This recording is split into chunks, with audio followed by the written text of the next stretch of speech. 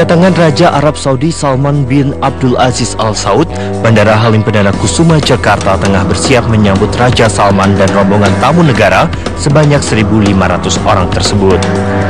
Bandara Halim Perdana Kusuma menyiapkan apron selatan sebagai tempat menginap dari 5 pesawat rombongan Kerajaan Arab Saudi.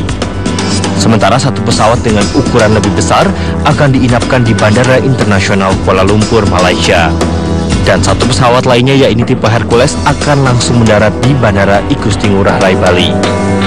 Langsung ke Denpasar, kan rencana kunjungannya itu ke Jakarta dan Denpasar. Jadi ada yang langsung ke Denpasar, tidak singgah ke Halim. Jadi yang 6 itu nanti mampir ke Halim, setelah itu baru ke Denpasar tanggal 4-nya. Selain kesiapan di Bandara Halim Perdana Kusuma Jakarta, kesiapan lain juga dilakukan oleh TNI Angkatan Udara. Nantinya, Komando Operasi Angkatan Udara 1 menyiapkan pangkalan-pangkalan udara di wilayah barat yang akan dilewati rombongan pesawat Kerajaan Arab Saudi tersebut. Kita kan tidak menutup kemungkinan kalau seandainya terjadi ada gangguan di pesawat akan mendarat di landasan itu, kita harus siap. Jadi pangkalan-pangkalan yang kelewati pesawat Raja Arab ini akan disiapkan. Nah, dari mulai barat, dari mulai Banda Aceh, kemudian di Medan, kemudian Pekanbaru, Palembang, sampai dengan ke Halim. Persiapan lain juga tampak dari kebutuhan spesial sang raja. Salah satunya tangga eskalator khusus yang akan digunakan oleh Raja Salman saat turun dari pesawat. Selain itu, mobil Mercedes S600 pun dikabarkan telah tiba di Pulau Dewata sebagai kendaraan yang akan digunakan oleh para delegasi menikmati keindahan Bali. Selama di Bali, Raja Salman diperkirakan akan menginap di hotel berbintang di kawasan Nusa Dua Bali dengan tarif Rp73 juta. Dikabarkan ada 3 hotel yang akan digunakan oleh rombongan Raja Salman. Hotel-hotel ini memiliki fasilitas pantai privat yang tidak dapat diakses oleh masyarakat umum. Sementara itu ada 7 pesawat yang akan mengantarkan 1.500 rombongan lawatan Raja Salman. Pesawat ini terdiri dari 6 jenis pesawat mulai dari Boeing hingga Hercules. Tim Liputan Metro TV. Pemirsa, lalu seperti apa profil singkat dari Raja ke-7 di Arab Saudi, Raja Salman? Berikut informasinya. Untuk pertama kalinya Raja Salman datang ke Indonesia. Sebelumnya pada tahun 1970, Indonesia kedatangan Raja Arab Saudi, Raja Faisal. Raja Salman diangkat sebagai Raja Arab Saudi pada 23 Januari 2015 setelah kematian saudara tirinya, Raja Abdullah. Raja kelahiran 31 Desember 1935 ini merupakan Raja ke-7 di Arab Saudi. Sebelumnya tahun 2012, Raja Salman merupakan putra mahkota setelah kematian saudaranya, Nayef bin Abdul Aziz Al Saud. Kedatangan Raja Arab Saudi, Salman bin Abdul Aziz pada 2 Maret 2017 ke Indonesia menjadi babak baru hubungan bilateral kedua negara. Ini juga merupakan kunjungan balasan untuk Raja Salman yang sebelumnya juga menyambut baik kedatangan Presiden Jokowi ke Arab Saudi pada September 2015. Oleh karena itu, pemerintah Indonesia mempersiapkan sambutan kedatangan Raja Salman dengan spesial. Sejumlah kerjasama akan ditekan antara Presiden Joko Widodo dan Raja Salman, diantaranya bidang promosi seni dan budaya, kesehatan, promosi Islam modern, serta pertukaran dakwah ulama, peningkatan frekuensi penerbangan antara kedua negara, hingga penanggulangan kejahatan terorisme. Bandara Ngurah Rai Bali menyiapkan berbagai fasilitas tambahan dalam menyambut kedatangan Raja Arab Saudi dan juga rombongan ke Indonesia. Ya, rencananya rombongan Raja Arab Saudi akan berlibur di Bali. Menurut Kepala Humas Bandara Internasional Ngurah Rai dan Pasar Bali Awaludin, salah satu persiapan yang dilakukan adalah melengkapi ruang parkir pesawat berukuran besar milik Raja Arab Saudi. Selain itu, Bandara Ngurah Rai juga akan ditutup sementara selama 45 menit sebelum kedatangan rombongan Raja Arab. Menurut Awaludin, rombongan Raja Arab yang akan datang ke Bali untuk berwisata sebanyak 800 orang. Mereka akan berada di Bali mulai tanggal 4 hingga 9 Maret mendatang. Akan di parking ya di arah selatan untuk pesawat pendukung ya, itu ada beberapa pesawat, dan untuk ini yang direncanakan pesawat yang mengangkut Raja Arab akan ditempatkan di Pakistan 27. Kunjungan kenegaraan Raja Arab Saudi Salman bin Abdul Aziz diharapkan dapat menghasilkan kesepakatan yang nyata. Lalu seperti apa arti penting kedatangan Raja Salman dan juga 1.500 anggota delegasinya ke Indonesia? Sudah ada Alimun Hanif, pengamat Timur Tengah dari UIN Syarif Hidayatullah yang bergabung bersama kami pada malam hari ini. Pak Alimun, selamat malam. Selamat malam, Kania. Selamat malam. Iya, Pak Alimun. Terakhir kali seorang Raja Arab Saudi datang ke Indonesia 46 tahun yang lalu. Dan kali ini kita akan kedatangan Raja Salman setelah 46 tahun berlalu. Apa arti penting kedatangan Raja Salman ini? Saya kira ini momentum penting buat baik Saudi Arabia maupun Indonesia untuk kembali menjalin kerjasama khususnya di bidang ekonomi, dan tentu saja efeknya bisa saja pada konteks keamanan nasional di negara masing-masing. 46 tahun yang lalu, saya kira konteksnya waktu itu adalah protes terhadap Israel yang mulai menjarah di West Bank, tepi barat, dan juga menduduki Yerusalem. Itu saya kira protes dunia internasional, khususnya dunia Islam saat itu menjadi.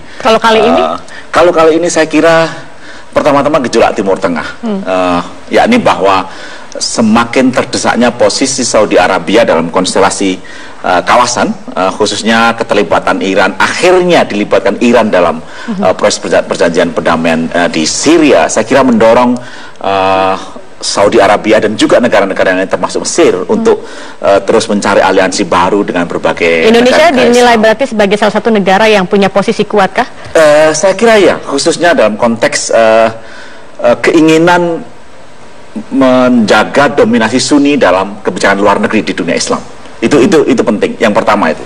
Yang kedua adalah bahwa perang melawan terorisme, saya kira semakin lama akan dijalankan secara lebih sistematik, sinergi antar negara, bahwa terorisme adalah sebuah langkah politik non-state actors yang harus kita akui bahwa negara bangsa Saudi Arabia, lalu kemudian Indonesia, juga termasuk Pakistan, Afghanistan dan seterusnya menjadi semacam punya langkah bersama untuk memerangi terorisme. Itulah bahwa pada dasarnya adalah jika kita melihat fenomena ini, sebenarnya baik Saudi maupun Indonesia adalah dua negara Islam yang sangat berpengaruh sebenarnya, baik dari segi populasi, kekuatan ekonomi, demokrasinya, dan seterusnya. Di tingkat itulah sebenarnya saya kira efek-efek keamanan nasional di dua negara ini juga sangat penting. Artinya dengan kedatangan Raja Salman ke Indonesia ini juga sedikit banyak mengangkat derajat Indonesia di mata Arab Saudi sebagai salah satu mitra yang bisa diajak beraliansi, begitu ya? Saya kira benar. Saya kira konteks itu kan. Tapi key atau kunci dari semua itu adalah tentu saja kerjasama ekonomi.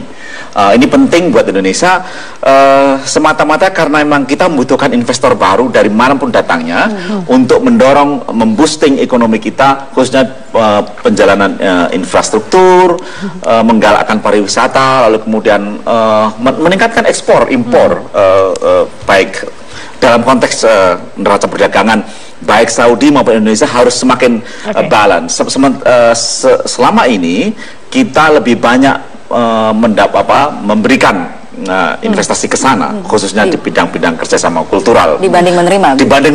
Disitulah sebenarnya saatnya Indonesia dan Saudi saling mengikat diri dalam konteks perdagangan dan kerjasama ekonomi secara luas, gitu. Dan berimbang. Nah, saat ini kita misalnya saja ya kerjasama ekonomi dalam bidang infrastruktur, pariwisata, ekspor produk halal, kita jauh lebih tertinggal dibanding negara seperti Malaysia maupun Thailand yang mempunyai industri pasca panen yang sangat baik, packaging dan sebagainya. Tapi aspek halal itu Indonesia yang jauh lebih punya otoritatif. Pada tingkat itulah sebenarnya kita semestinya mencari peluang perdagangan dalam konteks ekspor produk halal misalnya, wisata-wisata berbasis syariah atau apa misalnya. Ada 5 nota kesepahaman yang akan ditandatangani saat kedatangan nanti. Di antaranya adalah ada promosi seni dan warisan budaya, pertukaran ahli dan kesehatan haji, dan juga tadi yang dikatakan sebenarnya pemberantasan kejahatan internasional dan juga terorisme, begitu. Apa yang bisa diberikan Arab Saudi juga kepada Indonesia untuk menanggulangi terorisme di Indonesia yang saat ini juga kita lihat semakin marak? Saya kira pemerintah Jokowi dan JK mempunyai strategi yang relatif jangka panjang untuk mendorong penyelesaian secara sistematis gitu, bagaimana kita menghindari terorisme.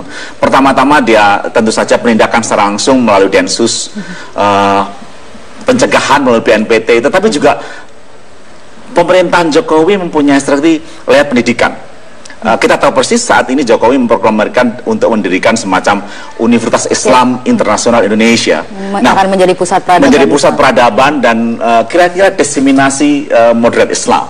Pada tingkat itulah sebenarnya Saudi bisa berpartisipasi beraspek mana dia bisa misalnya melakukan semacam kerjasama kultural pada tingkat ini, entah penyusunan kurikulumnya, lalu kemudian penyamaan visi mengenai Islam moderat, mendorong kebijakan-kebijakan yang lebih sistematis tentang anti terorisme dan seterusnya. Nah, entah mungkin juga fisiknya ya, gedung dan sebagainya yang saya kira pemerintah Jokowi harus ada orang yang membisikkan itu pada Raja Salman. Nah, harapan saya adalah Kemenlu misalnya bisa berpartisipasi lewat itu dengan harapan UII, Universitas Islam Internasional di masa depan menjadi pusat bersama untuk menggalang katakanlah diseminasi nilai-nilai di masa depan, visi mengenai apa sih peran agama dalam politik.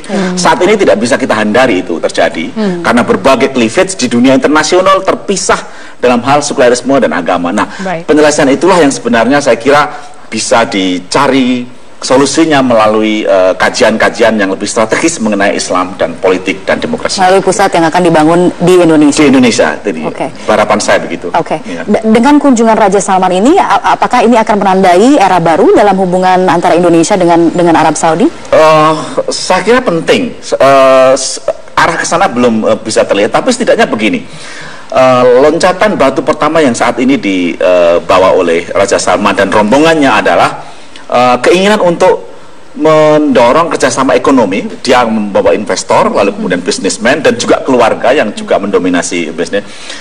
Misalnya kerjasama yang sudah ditandatangani, kerjasama eksplorasi minyak di kilang minyak di Cilacap, nilainya 95 triliun. Kalau tidak salah sekitar itu. Sebuah langkah investasi yang saya kira untuk ukuran negara yang sudah tidak mengunjungi Indonesia sekian lama itu besar, sebuah lompatan kerjasama.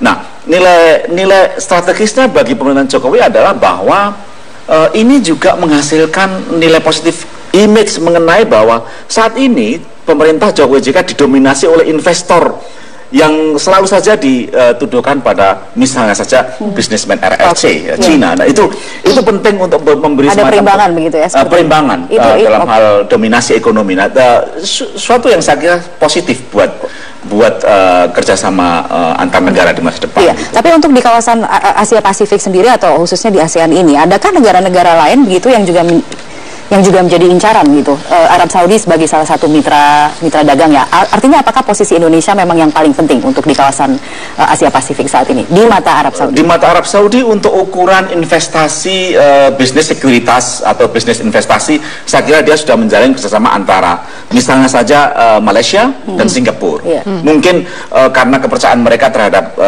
kokohnya institusi ekonomi yang mereka menjadi semacam menaruh percayaannya terhadap dua negara ini. Karena itu Indonesia untuk ukuran Asia Tenggara kerjasama dengan Saudi relatif terlambat. Saya tidak tahu kenapa, tapi dugaan saya memang berbagai peluang selama ini tidak diupayakan untuk bisa dicari bagaimana kerjasama ekonomi ini terjadi.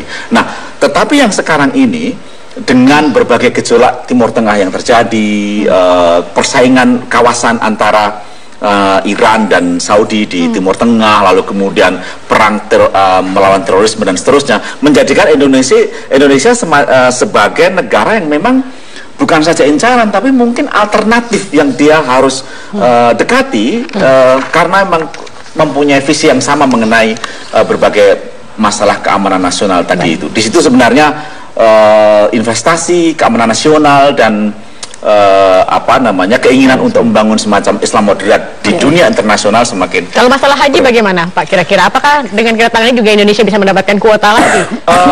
Karena harapannya adalah pertemuan ini salah satunya mengenai kuota haji juga penambahannya. Kalau tambahan haji kan sudah dijanjikan akan menambah sekitar 50.000 atau 200.000. Saya kira suatu yang positif. Tapi dari semua hal yang menjadi persoalan haji tidak bisa semata-mata diserahkan pada Saudi Arabia, karena hanya di Indonesia nilai tunggu haji itu, nilai antrian haji itu begitu tinggi dibanding tempat lain.